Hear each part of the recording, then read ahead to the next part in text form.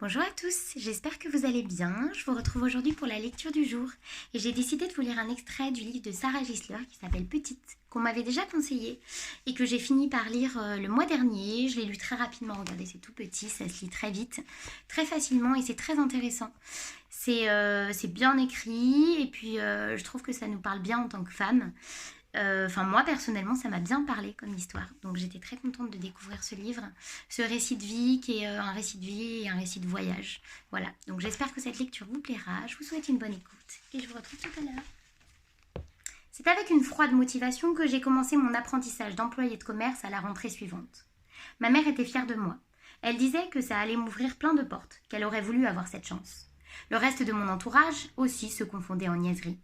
Moi, il ne m'a fallu qu'une demi-seconde pour me rendre compte que ce n'étaient pas ces portes-là que j'avais envie de franchir. Je me rassurais en me disant que ça durerait seulement 3 ans. 3 ans, je n'avais pas calculé que c'était si proche de l'éternité quand ta vie n'en compte que 16. J'ai pris sur moi, tout. La pression sociale, familiale, la peur d'être rejetée. J'avais encore tellement besoin de l'approbation de mes parents. Ma mère voyait bien que je flanchais, mais elle me demandait de m'accrocher. J'ai essayé, autant que j'ai pu. Comment vous raconter la vie de bureau ? Mon souvenir me fait horreur. Ce n'est pas tant l'activité en soi qui me rendait malade, mais plutôt le sentiment que ma vie ne m'appartenait plus. Ce confinement entre l'ordinateur, le pupitre et la machine à café me donnait la nausée. Les mêmes dossiers, le même silence rompu par des conversations abrutissantes au dernier degré. Et l'horloge de mon poste qui n'avançait pas, jamais, qui semblait presque reculer. Comment vous décrire la violence de cet endroit ? Et à quel point il m'a rongée ? Je me souviens de la monotonie des journées, du bâtiment, qui ressemblait au mélange mortel d'un catalogue Ikea et de la chambre d'hôpital où j'allais voir mon père. Avec ses murs tellement blancs, ses sols tellement propres, nettoyés la nuit par des immigrés sous-payés naturellement, et son mobilier trop neuf. Les zombies qui l'occupaient, les collègues et leurs courses au succès, prêts aux coups les plus bas, aux délations les plus vives. Cette affreuse assistante marketing menteuse, tricheuse, sociopathe, elle aurait soldé sa mère pour être promue responsable. Je suis entrée dans le monde des adultes par cette porte à 16 ans, et j'ai voulu mourir, parce qu'autour de moi, tout était terriblement dépourvu de vie. Au bout de 3 semaines seulement, j'entrais en dépression. Puis tout s'est enchaîné, crescendo, mais vers le bas. J'arrivais à peine à me nourrir, à parler, à dormir. Je m'étais isolée, séparée de James, mon acolyte adoré. Je ne voyais plus mes amis, n'appelais plus mon père. Mon corps menaçait de s'effondrer à chaque pas, mon visage était livide. Les crises d'angoisse me dévoraient. Et j'ai continué à prendre sur moi en serrant les dents parce qu'il le fallait.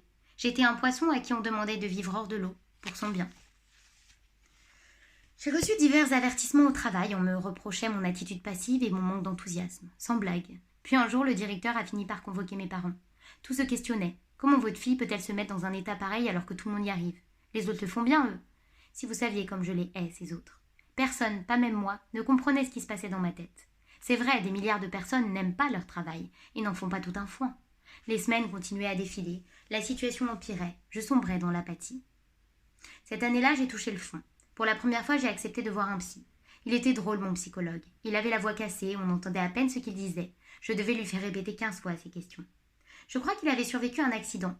C'est pour cette raison que je l'avais choisi. Il était un peu mal foutu lui aussi, un peu défectueux. Ça le rendait plus humain. J'avais accepté de le voir parce que je croyais être folle, née folle ou en train de le devenir, au moins bipolaire ou autiste, sûrement plus. Dans un flot ininterrompu, je lui ai tout balancé. Le divorce, le patenté, l'école et les humiliations, le départ de Flex, la maladie, les 10 ans de dépression de ma mère, mon amour passionné pour la musique, la photographie. J'ai dégueulé ma vie sur sa banquette en simili-cuir, impudiquement. Le diagnostic est tombé. Hypersensible. J'ai pris le mot comme on prend un grand souffle de vent dans la gueule à l'entrée des centres commerciaux. Hypersensible, c'était juste ça. Tout ça pour ça, nom de Dieu. Pour la première fois, j'ai compris ce qui se passait dans ma tête. Pourquoi j'avais tant de mal avec les gens, les foules, le bruit, l'injustice, le non-sens. L'origine de ma répulsion aussi précoce pour le monde de l'entreprise. Et à l'inverse, pourquoi une fleur peut m'accaparer tout un après-midi, la musique me faire frissonner, pourquoi je ressens les choses si intensément, mes larmes faciles et ma passion pour les détails. Grâce à lui, j'ai appris que je n'étais pas cinglée. Ok, un peu bancal, mais bancal ça va. Bancal, c'est même bien. Il m'a fallu du temps pour comprendre mon aversion vis-à-vis du travail. Les années m'ont appris à m'ajuster, à trouver des boulots qui me convenaient mieux. J'ai même réussi à relativiser. Un peu. Pas mieux. Pas bien longtemps. Il faut dire que l'organisation du travail est démente, comme sa manière de vampiriser les vies, de les muer en prison. En usine sale et bruyante qui dévore le temps. C'est tellement long une journée de travail, ça prend toute la place. Pour ceux qui aiment leur emploi, je peux comprendre évidemment, mais pour tous les autres. Je me questionne quand j'entends ma mère râler sur son métier depuis plus de 20 ans. Est-ce vraiment ça la vie ? Faire râler ? Comment peut-on supporter ça? Réveil à 6 heures, embouteillage sous la pluie, petit chef véreux, pause pipi chronométrée, déjeuner sur le pouce, gestes répétitifs, automatiques et abrutissants, la menace du burn-out, la peur du licenciement. Tout ça pour rentrer à la maison épuisé, produire toujours plus vite, être finalement dépossédé de cette production. Et tout ça pour consommer les marchandises faites par d'autres. Une partie de moi se sent minable de penser ainsi, notamment quand je croise un ouvrier près d'un chantier la mine usée, le regard vide. Je lis dans ses yeux la fatigue, l'absurdité, l'automatisme. Peut-être perçoit-il dans les miens une pointe de culpabilité, une légère oscillation entre le dégoût pour ce monde en boîte que l'on prétend nous offrir et mon sentiment de lâcheté vis-à-vis d'une société où chacun devrait mettre la main à la pâte. Quand je demande ce qui motive ces robots du travail, la réponse est toujours « pas le choix ». Il faut nourrir les enfants, payer les dettes, remplacer le lave-linge. On me dit que si tout le monde pensait comme moi, le système déraillerait. Amen. Ou bien tu es jeune, tu verras plus tard. Bien des années ont passé. Mon cerveau doit être aveugle, puisque je ne vois toujours pas. Il paraît qu'il n'y a pas d'autre solution pour un jeune comme moi. Travailler ou étudier, une belle illusion de choix. On apprend tôt qu'être adapté au monde à la réalité, c'est d'abord savoir s'adapter au système. Un système mourant que personne n'ose remettre en cause, dans lequel on plonge tête la première en remerciant « Merci patron ». Et quand bien même on est malheureux comme les pierres, on pousse les enfants à emprunter la même voie. Finalement, on n'a pas beaucoup avancé depuis le temps de l'esclavage. Les travailleurs se consolent avec les rares jours fériés de l'année, leurs mois de vacances ou, et c'est pire que tout, la perspective de leur retraite. Comment cela peut-il leur suffire de savoir qu'à 65 ans, si ça ne change pas d'ici là, ils seront libres de leur journée? Même les gradés qui se vantent de partir plus jeunes, quel intérêt? Obéir, produire, consommer.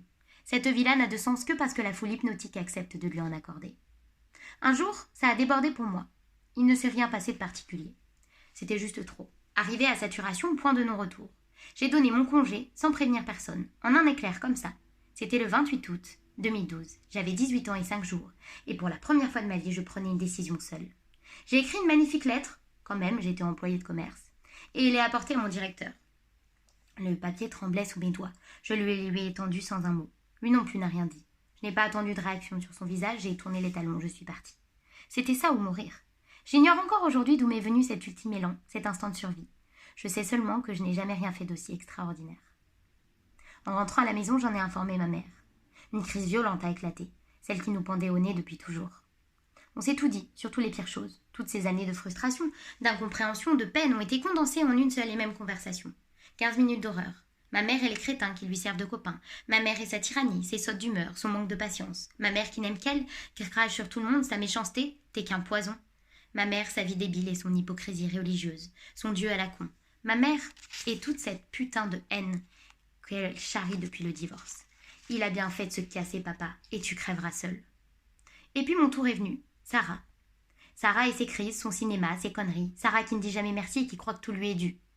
Sarah, la paria, qui ne dit pas un mot, qui mange que dalle. Tu m'étonnes que tu n'aies pas d'amis. Sarah la schizo, la bipolaire, la traînée. Sarah aussi conne que son frère. Vous ne ferez jamais rien de vos vies. Sarah la dégueulasse avec ses cheveux de sorcière. Mon Dieu, qu'est-ce que je regrette, qu'est-ce que t'es moche, j'aurais mieux fait d'avorter.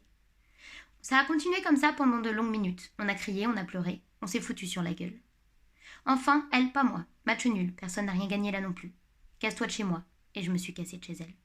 J'ai pris la porte comme mon père et mon frère avant moi. J'avais 18 ans et presque 6 jours, un gros sac sur le dos et 288 CHF sur mon compte en banque. Plus de maison, plus de formation, pas même un ami chez qui aller. C'était la fin, l'ultime étape de la chute. Oh, je sais ce que vous pensez, quel gâchis, ou ça ne se fait pas de parler à sa mère comme ça, ou encore quelle mère indigne. Oui, vous vous jugez, je vous vois d'ici, sans rancune. C'est ce que l'on fait tous, n'est-ce pas?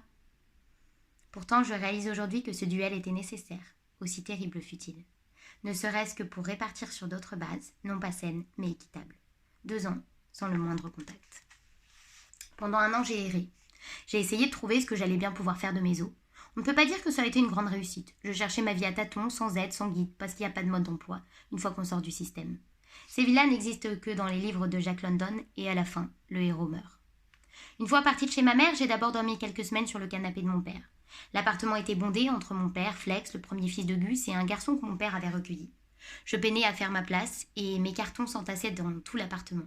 On poussait les murs. Ça a toujours été la grande qualité de mon père, l'adaptation. Pour la première fois, nous habitions ensemble, et autant vous dire que c'était bizarre. Mon père répète sans cesse qu'il a 3 enfants et qu'il les aime tous de la même manière. Il le répète si souvent que ça a fini par sonner faux. Je suis la seule à avoir grandi loin de lui. Ça se sent, ça se voit. D'ailleurs, je ne l'appelle presque jamais papa. C'est à cette période-là que nous sommes réellement devenus proches, lui et moi. Maladroitement au début. Je me suis mise à regarder Joséphine Ange Gardien et n'oubliais pas les paroles avec lui. Il adore cette émission, même s'il ne retient jamais rien à cause de la morphine, et s'il chante comme je rigole dans un bruit surprenant et criard. Jamais je ne lui en ai voulu d'être parti, pas une seconde. Mais je n'ai pas compris qu'il l'ait fait, sans moi. Très vite, j'ai dégoté une minuscule chambre de bonne où habiter dans le centre-ville de Lausanne, avec des toilettes sur le palier. Environ 10 mètres carrés sous les toits où j'ai héroïquement réussi à faire entrer un lit de place, un petit frigo, 2 assiettes, 2 verres, 2 couverts, au cas où je recevrais de la visite. Une sorte de vieux fauteuil en cuir et une barre latérale sur laquelle pendaient mes quelques vêtements. J'adorais cette chambre, malgré mon insalubrité et les 12 000 étages sans ascenseur. Je m'y sentais chez moi. Je me nourrissais presque exclusivement de cornflakes parce que j'adorais ça. C'était pas cher et je n'avais rien pour cuisiner. D'ailleurs, je ne savais pas cuisiner. J'ai enchaîné des petits boulots, vendeuse, serveuse, renfort de Noël dans des magasins de jouets, téléphoniste dans un institut de sondage. Sarah Gisler, bonjour. Je vous téléphone à propos d'une enquête que nous réalisons dans le cadre de Pip Pip Pip Tut. Tous ces jobs qui entachent un peu le moral, beaucoup l'amour-propre, mais qui paient le loyer, et ont le grand avantage d'être interchangeables, de pouvoir être quittés à tout instant. C'est cette année-là que j'ai rencontré Quentin. La première fois que je l'ai vu, il se promenait dans une ruelle pavée proche de la Riponne à Lausanne. Il était déguisé en Pikachu, comme si ça lui était tout à fait ordinaire. C'était bien avant le cosplay, soit à la mode chez nous. Je suis allée lui parler de son costume, il m'a dit que je pouvais rentrer avec lui dedans si je voulais. Ça restera à tout jamais la manière la plus improbable mais efficace d'emballer une fille. Puisque ça a marché, on s'est donné rendez-vous dans une boîte de nuit, un endroit franchement glauque, mais je serais allée sur la lune s'il me l'avait demandé. Faut dire qu'il est vraiment très beau, Quentin.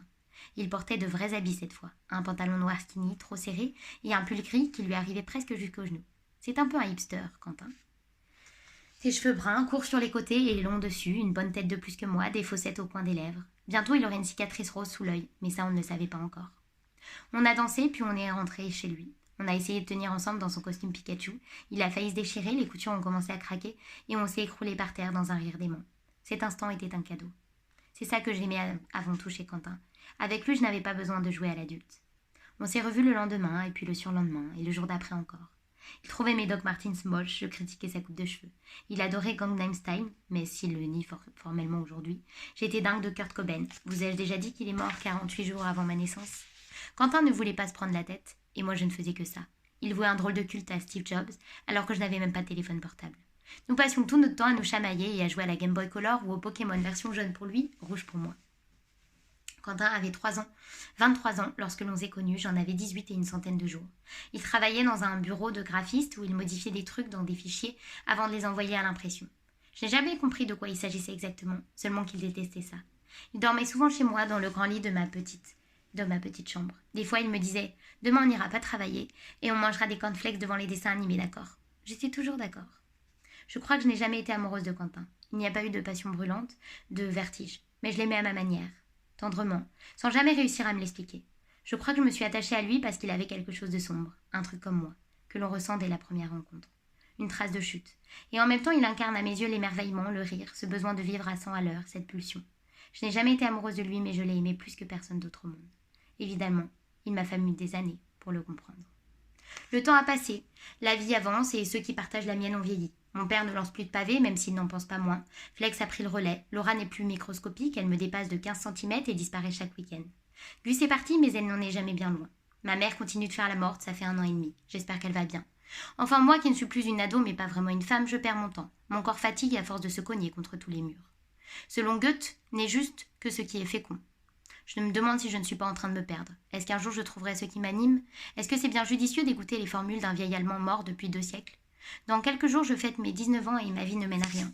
À 19 ans, j'ai été embauchée chez Maniac. Tout le monde connaît Maniac à Lausanne parce que ce magasin est une entité dans notre ville. J'ai été employée dans cette boutique alternative où, dans 300 mètres carrés, vous pouvez trouver tout et n'importe quoi. Nous vendions des vêtements ordinaires comme des corsets en cuir BDSM, des cuirasses de vikings, des manteaux Spider-Man pour chiens, de très belles robes des 50s et des pins anarchistes. Je m'occupais des vêtements pour femmes et d'une partie des déguisements de pirates. Notre patronne était carrément névrosée. Elle tournait en rond dans le magasin, sa clope au bec, en envoyant chier les clients. Elle me terrifiait. Voilà pour la lecture d'aujourd'hui. J'espère que celle-ci vous a plu et vous a donné envie d'en savoir plus sur ce livre et éventuellement de le lire. Moi, j'ai vraiment beaucoup aimé, ça m'a beaucoup parlé. Donc, je vous embrasse très fort et je vous retrouve très vite pour une nouvelle lecture. Bye!